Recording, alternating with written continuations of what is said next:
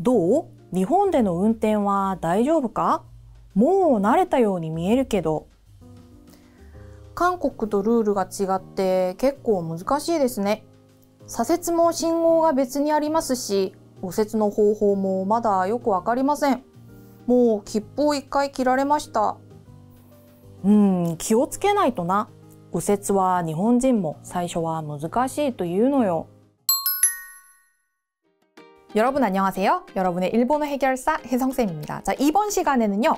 일본에서 운전을 할 때 주의해야 될 다양한 단어들 한번 살펴보도록 하겠습니다. 자, 먼저 첫 번째 문장입니다. 우세츠와 니혼진 모 사이쇼와 무즈카시 또 유노요 라고 얘기합니다. 우회전은 일본 사람들도 처음에는 어렵다고들 해 라고 얘기합니다. 한국에서는 우회전, 좌회전이라고 해서 회전이라는 단어를 써주는데 일본에서는 세츠, 그러니까 꺾을 절자입니다. 오른쪽으로 꺾다 라고 해서 우회전이라는 표현을 써줍니다. 한국과는 조금 달라서요. 한국은 우회전을 할 때 이렇게 인도랑 붙여서 이렇게 돌아가는데 일본에서는 우회전을 좀 크게 돕니다. 그러니까 좌회전과 우회전이 한국하고 반대인 개념인 거죠. 그래서 우회전은 일본 사람들도 처음에는 어렵게 느껴진다고 합니다. 자, 그러면 운전과 관계된 다양한 단어들 한번 살펴보도록 하겠습니다. 자, 먼저 첫 번째입니다. 조쿠신, 직진인데요. 조쿠신이라고 하는 한자 단어로 써주셔도 괜찮고요. 마쓰구 스스무, 똑바로 나아가다 라는 이런 표현 써주셔도 괜찮습니다. 자, 두 번째입니다. 우리 대화에서는 우세츠, 우회전이 나왔는데 이번에는 반대로 갑니다. 사세츠, 좌회전이고요. 그 다음 절대 넘어서는 안 되는 선입니다. 주오센, 중앙선이고요. 고속도로 가장 안쪽에 있는 차선입니다. 오이코시 샤센입니다. 요거는 추월 차선을 의미합니다. 자, 그리고 일본은 지하철이 지상을 달리는 구간이 많기 때문에 이거 조심하셔야 됩니다. 구미키리가 건널목입니다. 그래서 이렇게 전철이 지나가고 있으면 건널목이 내려와 있어요. 근데 내려와 있든 내려와 있지 않든 전철과 관련돼서 이렇게 철도가 놓여져 있으면 건널목 앞에서는 일단 정지를 한번 하시고 차가 오는지 안 오는지, 전철 오는지 안 오는지를 꼭 살펴보고 천천히 진입을 하셔야 됩니다. 일본 놀러 가시는 분들 주의해 주시고요. 자, 그리고 마음 아픈 거, 기쁘오 키라레루라는 표현입니다. 사실 기쁘는요, 표라는 의미를 가지기도 하는데요. 딱지라는 개념도 있습니다. 그래서 기쁘오 키라레루라고 하면요, 딱지를 끊기다 라는 표현이 되겠습니다. 最近日本の免許をもらって運転を始めたよ。車を買おうかと悩み中。車いいね。でも東京は駐車場代が高すぎて私はカーシェアリングを使ってる。カーシェアリング?それはどうやって使うの?必要な時に携帯で予約すればいい。旅行先でも使えるしとても楽だよ。 자, 대화 잘 들으셨나요? 도쿄와 주차장代が 高すぎて 私は 카쉐어링을 使ってる라는 표현이었습니다. 도쿄는 주차장 요금이 너무 비싸서 난 카쉐어링을 쓰고 있어 라는 표현인데요. 카쉐어링이라는 표현, 카쉐어링, 그러니까 자동차 공유 이용 서비스를 의미합니다.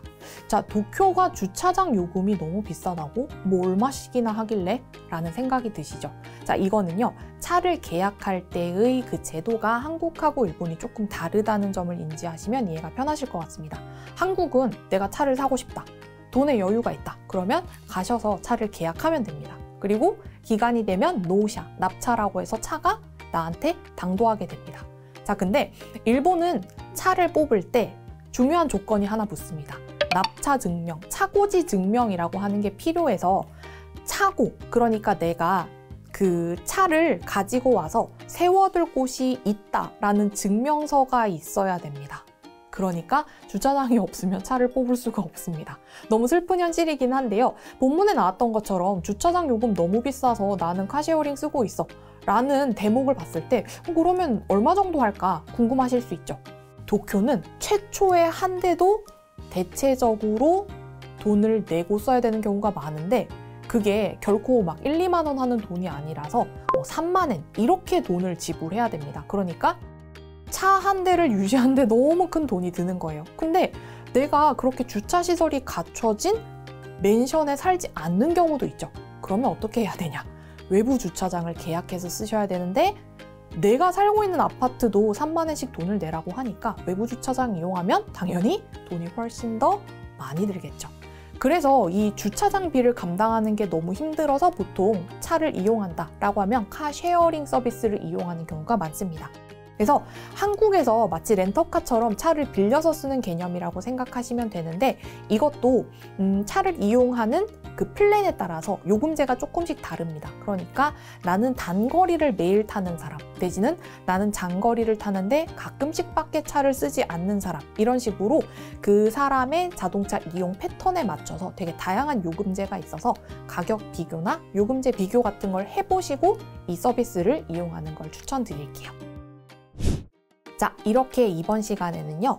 운전과 관련된 일본의 다양한 표현들을 한번 배워봤습니다. 자, 마무리하면서 오늘 대화 쭉 한번 다시 훑어보도록 하고요. 우리는 다음 시간에 만나 뵙도록 할게요. 여러분, 안녕! どう?日本での運転は大丈夫か?もう慣れたように見えるけど。韓国とルールが違って結構難しいですね。